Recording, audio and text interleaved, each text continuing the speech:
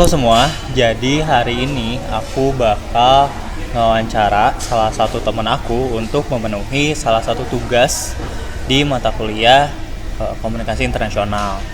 Nah, wawancara ini yang pasti sebenarnya bukan wawancara, tapi lebih ke sharing sebenarnya apa sih yang terjadi ketika dia ada di negara dia tinggal saat itu.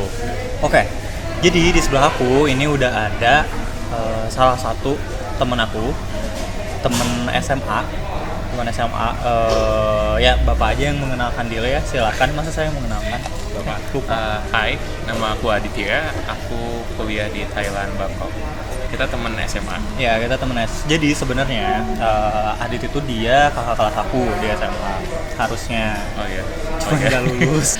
Waktu itu aku ikut pertukaran pelajar selama setahun, terus lulusnya jadi telat setahun gitu. Jadinya jadi satu angkatan sama Pertukaran pelajar ke Amerika. Dan sekarang dia kuliah di Thailand. Jadi basically dia udah ngerasain 3 culture ya. Ada negara lain sih atau enggak kan cuma itu? Kalau yang lama tinggalnya di sana doang. Ya, berarti dia udah ngerasain 3 culture, Indonesia, Amerika, sama culture Thailand itu sendiri.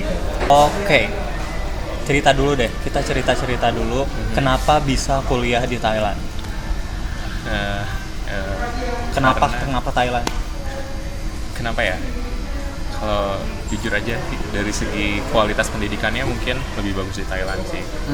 Ya, singkatnya itu doang. Lu mau singkat kan? Wow, sangat singkat. Iya. Jadi dari Adit itu dulu, sebenarnya si Universitas Adit itu dia emang udah sering banget kayak kerja sama ke Indo gitu ya. Iya, emang mereka waktu tahun 2015 gitu sering banget cari anak-anak internasional untuk sekolah di sekolah mereka. Universitas maksudnya. Nama universitasnya itu adalah King Mongkut University, bener kan? Iya betul. King Mongkut itu kayak ITB-nya Thailand gitu kan? Some kind of that lah. Iya, kayak institusi gitu sih, universitas. Nah, jadi emang dia tuh udah sering banget nyari kerja sama ke Indonesia. Salah satunya dulu waktu kita kelas berapa sih? 2017. Pokoknya udah dari 2015. Kamu belum? Ya benar, pokoknya waktu zaman 2017 tuh dia tuh kayak udah sempat datang kayak sama aku. Waktu kan jadi tuh masih di Amerika tuh. Itu udah sempat datang buat apa sih namanya, summer camp ya? Ya, buat summer camp. Ya, buat nawarin summer camp gitu. Cuman dulu aku ikut briefnya doang, nggak ikut daftar, malas. Nah, terus akhirnya ya udah Adit balik, terus tiba-tiba dia kesana, jadi kayak oke, udah pernah dengar gitu universitasnya. Iya. Kita mundur dikit, kenapa bisa ke Amerika deh? Kenapa bisa ke Amerika? Karena waktu itu kayak cari-cari exchange program gitu kan, dan daftarnya itu setahun gitu, mulai dari kelas 10. Terus kelas 10 daftarnya seleksinya banyak banget, ada seleksi kota, ada seleksi nasional, terus ada seleksi beasiswanya, terus kayak makanya sampai hampir 2 tahunan sebenarnya. Saya baru tahu. Iya, emang sepanjang itu. Terus akhirnya keterima. Iya, keterima, terus kesannya cuma setahun, seleksinya 2 tahun cuy.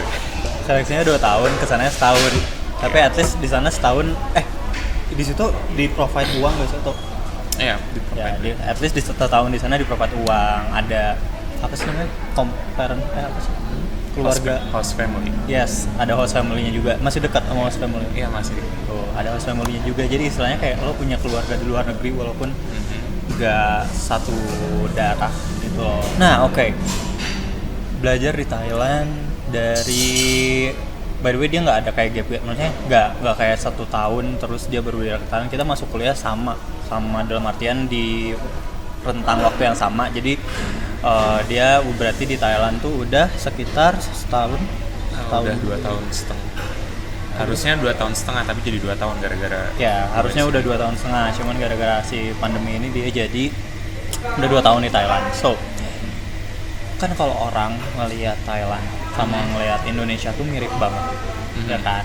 Okay. Dari orang-orangnya, dari budayanya juga sebenarnya ngerasanya nggak jauh beda. Nah, buat orang kayak kamu yang emang udah tinggal di Thailand, sebenarnya perbedaan budaya yang kerasa banget antara Indonesia sama Thailand tuh apa sih?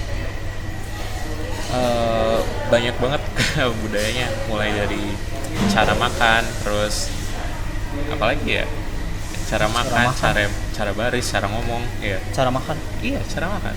Bedanya? Kalau di Indonesia kan kita masih suka pakai tangan ya kalau makan masakan Padang. Ih, Kalau di sana tuh kayak no banget gitu. apapun jangan nggak ada Apapun nggak boleh pakai tangan. Oh, Iya. Kalau misalnya pakai tangan tuh kelihatannya kampungan. ayam Ayam enggak. Mereka iya waktu di KFC itu pertama kali gua ke KFC terus disediain sendok dan garpu. itu kayak awkward banget sih, kayak lihat sendok garpu di kasih kayak Iya, yang main gitu sih. Ya. oh Bahkan seingat aku di Amerika kalau KFC itu nggak ada sendok garpunya. berarti di Amerika ketika orang makan KFC pakai tangan itu oke kan? Untuk ayam gorengnya it's okay, soalnya ayam goreng kan kayak gitu. Iya. Tapi ada kayak misalnya mashed potato tuh mashed potato. Ya, mashed potato. Gimana ngejelasin mashed potato di Indo guys? Kentang Kayak perkedel. Perkedel tapi nggak digoreng. Kentang rebus, kentang bejek gitu lah. Ya kayak mashed potato mereka tetap aja pakai sendok sih. Kayak Oke. gitu. Terus cara makan terus apa lagi? Bahasa mah pasti beda kan? Bahasa pasti beda. Ada nggak kayak gestur-gestur tertentu yang kayak di Indonesia tuh misalkan sopan, tapi di sana tuh kayak apa sih? Gitu? Kayaknya nggak ada deh. Nggak ada. Iya.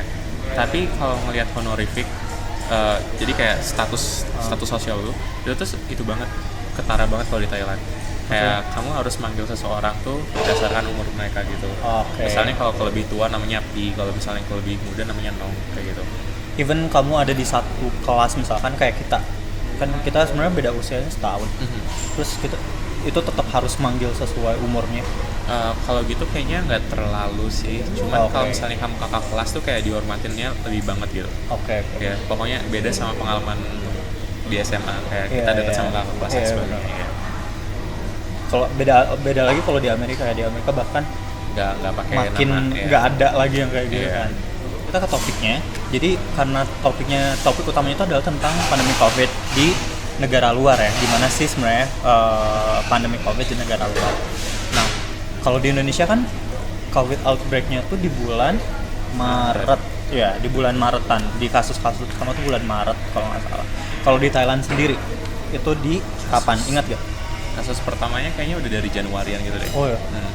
Terus waktu ada kasus pertama itu orang-orang kayak gimana? Orang-orang pemerintah pasti kan mungkin belum terlalu gimana gitu ya. Kalau orang-orang dulu deh. Orang-orang jelas panik sih, terus kayak ada mulai beberapa orang yang banyak pakai masker. Tapi Januari Februari, seingat aku belum terlalu, nggak semua orang serentak gitu pakai masker. Ya. Belum ada yang kayak panic buying yang gitu. Nggak ada. Kuliah berarti masih aman. Kuliah masih aman. Nah, mulai masuk bulan Februari itu semua gedung di kuliah aku tuh udah pakai punya hand sanitizer gitu. Oke. Misalnya kalau mau masuk gedung udah kayak cek suhu dan harus dari Februari? Dari Februari. Februari aku belum ada, di sini belum ada apa-apa. Iya. Literally belum ada apa. Februari aku masih ke Dufan. Oh, mantap. Iya, tapi nggak terlalu strict, tapi udah mulai ada kayak hand sanitizer dan sebagainya kayak gitu. Oke. Terus kalau dari si pemerintahnya sendiri dia udah kayak bikin peraturan gitu atau apa? Aku dari pemerintahnya sendiri nggak ingat sih, cuman waktu sehari sebelum aku pulang ke Indonesia, besoknya, jadi misalnya hari ini aku pulang ke Indonesia, besoknya itu mereka lockdown. Oh tuh kan, Yeah. itu literally emang hoki. Dia bisa ada di sini tuh hoki gitu. Kalau misalnya enggak, Anda terjebak di sana sampai entah kapan. Enggak juga sih, kayak masih banyak banget penerbangan. Bukannya udah susah ya? Atau mereka lockdownnya tergolong ketat? Enggak. Kalau misalnya orang mau keluar tuh kayak gampang gitu loh. Oke. Kan makin mengurangi beban orang juga kan. Terus teman-teman kamu ada yang kayak keluar negeri gitu selama pandemi? Nggak merhatiin, kayaknya enggak deh. Enggak. Iya. Kayak tetap di Thailand. Tetap di Thailand, betul. Terus kan kan yang dari luar negeri nggak boleh masuk. Oke. Terus kan bulan Januari itu katanya udah ada kasus-kasus awal. Terus hal-hal kayak acara, misalkan ada acara yang besar yang gitu-gitu masih berjalan normal aja. Atau udah kayak gak boleh misalkan. seingat aku kayak bahkan UAS pun diundur gitu gara-gara itu. Oh ya? Iya. Oh. Bukan UAS, UTS. Iya. UTS semester kemarin berarti kan. Cepet juga dong reaksi. Iya, UTS diundur, terus mulai langsung ada. Oh, mulai dari Februari aku tuh harus sudah online gitu. Oh ya? Iya. Wow. Sama pemerintahnya, terus ya gitu. Oke. Beda ya kalau misalnya kita ingat-ingat zaman-zaman dulu kasus masih 4 tuh. Online juga belum. Oh enggak, pas kasusnya itu tuh udah mungkin udah hampir 1000-an kali ya, Oh, atau udah ratusan lah, pokoknya udah bukan masih awal. Penaikan kasusnya tergolong lebih cepat. Maksudnya di sana waktu mobil lurus. Waktu di Thailand tuh penaikan kasus tiap harinya. Kayaknya kayak Dia banget 15. Aku ingatnya cuma 15, naik 10, naik 20 kayak gitu doang deh. Mungkin mulai pas kenaikannya tambah tinggi itu aku udah nggak ikut deh, udah nggak di sana. Oke. Terus kan sama host family yang di Amerika masih sering kontak-kontakan. Mereka cerita nggak keadaan Amerika saat ini ke kamu? Iya, cerita sih. So, apa yang terjadi di Amerika? Perbedaan. Dari cerita mereka dulu deh. Dari cerita mereka sih kayak ya semua bar-bar jadi pada tutup dan sebagainya. Ya beneran literally tutup. Tapi kalau misalnya Kayak kita lihat sama aja. di data berita gitu kan Amerika kayak lah Karena kayak yang tinggi banget, yang dalam artian ya Trump gitu kan, dengan segala kontroversinya, terus kayak masker apalah yang gitu-gitunya, terus kalau lihat dari data yang makin tinggi, terus lihat di berita kan headline-nya adalah orang Amerika itu dia nggak aware sama ini headline-nya. Nah itu tuh menurut host family kamu apakah itu benar gitu dari cerita mereka atau enggak kok? Bener sih, maksudnya mereka kayak kesel juga kan, kayak kenapa sekarang jadi kayak gini gitu, jadi gue nggak sebebas yang dulu lagi, dan host family gue juga kesel gara-gara itu. Okay. Soalnya menurut aku sih karena mereka udah terbiasa hidup enak dan saking terlalu bebasnya jadi kayak ada restriction kayak gini jadi ya. Oke. Itu Amerika. Back to Thailand. So, balik H-1 sebelum lockdown. Berarti kan itu langkah cepatnya adalah lockdown itu kan. Maksudnya sebelum itu mungkin langkahnya masih langkah kecil lah yang dilakuin sama pemerintahnya. So, waktu langkah-langkah kecil itu yang kamu rasain yang paling ngebikin kamu nggak enak tuh apa sih? Kalau sekarang kan kayak kita, kalau menurut aku langkah pemerintah yang bikin aku ngerasa nggak enak itu adalah penutupan jalan, karena itu bikin macet banget di beberapa part di kota dan di beberapa jam-jam tertentu. Nah kalau waktu itu yang kamu ingat yang bikin kamu ngerasa kayak aduh nggak enak itu apa? Mungkin diwajibin online gitu kali ya. Oke. Ya, tapi itu kalau aku ingat-ingat mungkin bukan dari pemerintahnya langsung deh, itu kayak kebijakan universitas aja gitu. Maksudnya setiap universitas punya hak untuk itu, bukan nunggu dari pemerintah? Enggak, iya. Maksudnya itu kan online, kayak ya udah kamu harus kelas online, kenapa harus nunggu pemerintah gitu? Karena beda di Indonesia loh. Oh iya. Makanya kalau di Indo tuh kampus itu nunggu surat edaran dari kementerian. Kalau misalnya kita tuh ada di bawah Kemenristek atau Kementerian Pendidikan nggak tahu. Kalau mereka waktu itu mereka udah ngasih keputusan, baru kita bisa libur, bisa work from home itu. Kalau misalnya mereka dari pemerintahnya belum bikin keputusan, si kampus tuh nggak bisa bikin keputusan sendiri gitu. Baru tahu. Terus, jadi karena waktu itu lo ingatnya adalah hari Sabtu presiden itu bikin statement bahwa kita akan meng-work from home kan seluruh kegiatan, seluruh industri selama 2 minggu, dan surat kampus itu baru keluar di hari Minggu. Kamu masih ingatnya gitu. Jadi nggak bisa satu univ langsung. Tuh. Beda ya. Iya. Pokoknya aku ingatnya itu kayak sekelas rektor gitu deh. Oke. Rektor tuh yang paling tinggi nggak sih? Iya, rektor paling tinggi. Sekelas rektor yang itu ya. Oke. Ini dulu waktu di Indonesia baru kasus-kasus awal. Ada skeptis, ada sudut pandang yang berbeda ketika kita ngelihat wisatawan Chinese. Even ngelihat orang Chinese pun tiba-tiba jadi beda gitu. Nah, Thailand kan sebenarnya salah satu negara yang pariwisata juga, negara pariwisata. Ada nggak sih yang kayak gitu? Maksudnya waktu sama teman-teman kayak orang Cina ngapain sih kesini yang kayak gitu-gitu. Eh, Kayaknya ada deh beberapa orang yang kayak nyalahin orang para wisatawan Cina yang udah tahu pandemi kenapa masih pada kesini kayak gitu. Ada Oke. kayak gitu gitu. Cuman nggak sampai yang gimana banget gitu, enggak kan?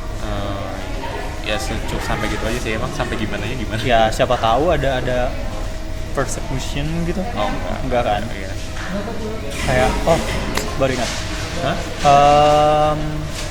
Seingat aku, setahu aku dan sebaca aku, di Thailand itu lagi ada gejolak politik gitu kan, yang tentang keluarga kerajaannya, I don't know, masalah utamanya I don't know apa. Dan itu udah berlangsung udah lama, even sebelum pandemi. Nah, waktu pandemi itu tetap masih gejolak politik itu masih tetap ada nggak sih? Atau gara-gara pandemi emang mereka juga berpikir bahwa mungkin gue harus jaga diri, akhirnya mereka istilahnya meliburkan demonya mereka dulu gitu. Kayaknya pas selama lockdown beneran semua orang nggak ada yang keluar sih. Oh ya. Iya. Tapi pas sudah selesai lockdown, pas sudah mereka udah nol beneran, itu banyak orang yang gitu. Tingkat kepatuhannya tergolong tinggi berarti. Iya tinggi kalau masalah kayak gituan. Soalnya kalau orang sana, lu tahu PM 2.5 nggak? Nah, jadi PM 2.5 itu adalah sebuah polusi udara. Oke. Yang jenis partikelnya itu di bawah 2,5 ppm, 2,5 micron atau gua lupa. Ada satuan Iya. lah, sebuah satuan. Ada sebuah 2,5 segitu kan. Nah, itu tuh pas Januari tahun 2019 itu tuh pernah booming karena katanya PM 2.5-nya Thailand tuh tinggi banget. Oke. Padahal itu tuh emang kalau lagi bulan Januari itu tinggi selalu gitu loh. Karena iklim. Karena ya iklim, ya ada pembakaran hutan dan sebagainya Oke. gitu. Sampai 400 lebih. Dan semua orang tuh panik dan semua orang beli masker. Kayak Oke. gitu. Iya. Jadi mereka bisa aware itu ya kalau misalnya masalah. Misalnya ada sesuatu yang mengkhawatirkan, mereka tuh langsung kayak langsung kayak ngikutin pemerintah itu sih. Oke. Sepatuh itu. Tingkat kepercayaan, maksudnya even mereka lagi ada gejolak politik istilahnya dengan pemerintah dan kerajaan kan sebenarnya ada dua hal yang berbeda kan. Kayak parlemen, pemerintah, kerajaan sama raja gitu. Kayak gue nggak terlalu ngerti. Tapi Ya gitu kan, kurang lebih kayak gitu. Berarti tingkat kepercayaannya mereka ke pemerintah, apa statement pemerintah tuh mereka tingkat kepercayaannya tinggi gitu kan. Iya, selama itu nggak masalah ke pemerintahan, jadi politik dan itu pun beda gitu. Oke. Mungkin cara menanggulangi pemerintahan mereka juga beda antara pandangan politik mereka sama pandangan terhadap masyarakat tuh beda gitu. Dan kayak kalau di sini kan yang karena ada beberapa orang, beberapa kelompok yang karena memang mereka nggak suka sama pemerintahnya, every statement yang pemerintahnya bikin itu nggak percaya. Yeah. You know lah Indonesia kayak gimana. Nah, berarti perbedaan yang keras yang itu banget ada di sana ya. Iya. Yang Kayak gitu. cara mereka ngelihat statement dari pemerintah itu sendiri. Berarti kalau misalnya kita garis bawahin dari cerita tadi, penanganan COVID di Thailand tuh sebenarnya penanganan COVID di Thailand sama penanganan COVID di Indonesia itu mirip ya nggak sih? Cara mereka menanganinya sebenarnya nggak terlalu beda, kayak lockdown yang gitu-gitunya sebenarnya nggak terlalu beda kan. Cuman tingkat kepercayaan masyarakat yang beda. Kalau misalnya lihat dari cerita mereka ketika orang Thailand dikasih ABCDFG gitu, mereka tuh ngelakuin, ya kan? Mereka nurut. Beda sama Indonesia ketika dikasih ABCDFG pasti ada konspirasinya dulu, ada yang ya you know lah, berita di Indonesia kan gitu ya, ada ABCDFG, nanti ada yang nggak percaya, ada yang apa, terus akhirnya jadinya kayak sekarang gitu kan. Iya, mungkin masalahnya juga pemerintahnya kalau misalnya mau lockdown tuh kayak setengah-setengah sih beda. Kalau misalnya di sana tuh lockdown tuh beneran lockdown, dan jam 9 ke atas tuh beneran ada polisi, misalnya kamu kelihatan keluar tangkap. Oke. Iya. Ketegasan penegakan peraturannya. Iya, tegasnya tuh ada gitu. Kalau polisi Indonesia kan sama emak-emak juga takut. Iya. Mama di atas segalanya. Pernah lihat kayak yang kejaksaan itu, yang ngaku-ngaku suaminya kejaksaan, orang kejaksaan. Gue taunya yang dia teriak Allah itu berarti maksudnya kayak perbedaan yang kerasa bangetnya berarti di sana. Sama mungkin yang aku sorotin banget adalah gimana setiap instansi dia punya kebebasan tersendiri untuk bikin sebuah kebijakan. Kayak beda sama kita yang dulu kita harus nunggu kebijakan dari pusat. dan kebijakan dari pusat juga kalau di Indonesia tuh adalah nggak ngerata gitu, maksudnya pusatnya mungkin bisa ngomong apa tapi di bawahnya bisa ngomong apa, jadi nggak ada satu garis linear yang lurus gitu loh, makanya penanganannya akan sangat susah. Itu berarti kurang lebih mungkin udah dapat gambaran tentang gimana sih COVID di Thailand. Begitu aja wawancara aku sama Adit. Mungkin nanti buat kalian yang mau banyak tahu tentang gimana sih caranya bisa kuliah di Thailand, gimana sih caranya bisa pertukaran pelajar ke YouTube. Oh, oke. Oke, lo bakal lihat muka lo di YouTube. Sip. Nah, makanya kalau misalnya kalian mau tanya-tanya lebih banyak, bisa langsung kepoin aja IG-nya dia di apa sih, gue lupa, Iya. Aditianu. Oke? Kayak Anu. Jadi kayak tinggal kalian DM tuh kepoin aja deh gimana caranya buat ngelakuin semua hal itu. Kan? Karena dia udah keluar negeri banyak banget. Beda sama gue gitu, guys. Jadi saya pamit undur diri karena kita harus pindah kafe. Dadah. Dadah. Dadah.